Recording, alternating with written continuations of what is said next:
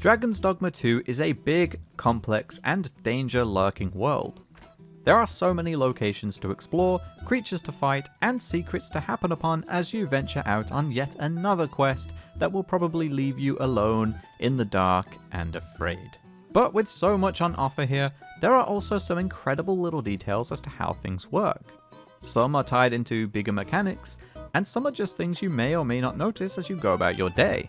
These are just a few of the biggest, small details we noticed in Dragon's Dogma 2, but please do tell us of more you find on your own journeys, because I'm sure there are countless more to be experienced.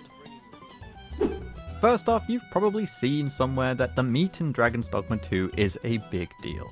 These little scenes that play when you cook up a meal for your party when camping are incredible, and were a point of debate for a little while. Is it real, or is it CGI?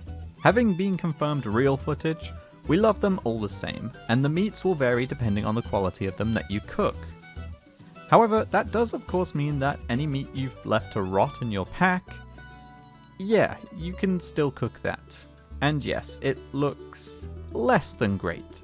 I mean, the footage is still high quality, but I almost wish it wasn't with rotting meat.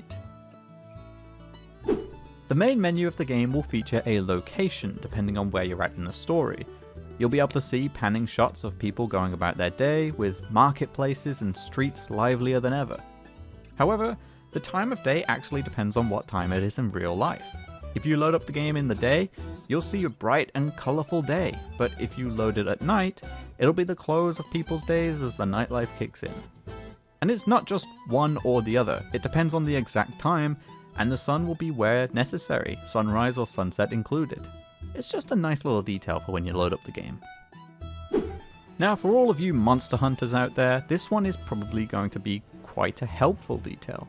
Often you will see griffins attacking fields of oxen, which just so happens to be their favourite meal. With this knowledge in mind, you can actually use it to your advantage. Have some business with a local griffin, slay an ox, and wait. The corpse will attract a griffin in time, ready for you to fight or ride back to its nest. I mean, it's a better method than walking right up to their home uninvited.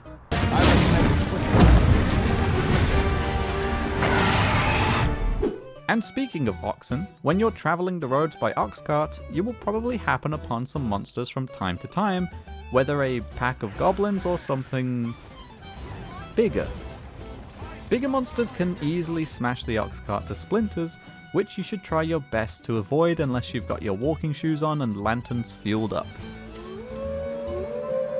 They can also kill the ox, which might bring in the griffins again. But sometimes the Oxcart might just get tipped up, in which case you would think the journey has come to a close as well. However, fear not, as you could just walk up to it and use your mighty arisen strength to flip the cart back upright. This is a thoughtful detail I was very thankful to find, as I really did not want to walk all the way back to town. You may have seen in some previous gameplay and trailers that there are destructible structures. Mostly the bridges you can come across in the game. And while, yes, you can use the Cyclops as a bridge in some trying times, it's not the most reliable method of river crossing. Instead, if a structure is broken, it will actually take a few days to repair, as people will need to come and see to it. You can even find some notes asking for travelers to take care of the bridges, as they really would rather not have to come back out and fix it again. I'm sorry, but the temptation is just too much.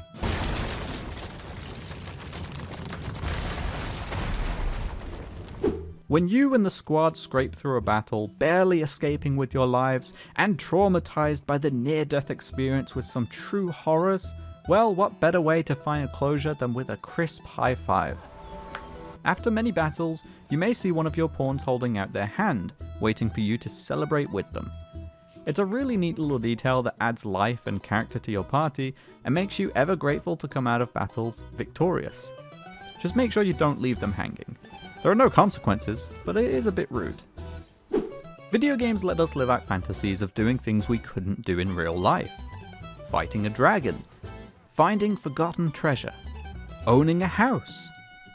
And when you do finally settle down in one of the homes available for purchase, you might notice some deliveries from time to time. Yes, the friends you make along the way will stop by to leave a little gift and a note, gleaming with admiration and maybe a little bit of flirting. But it's a nice detail and makes it all the more welcoming to come home after a difficult day.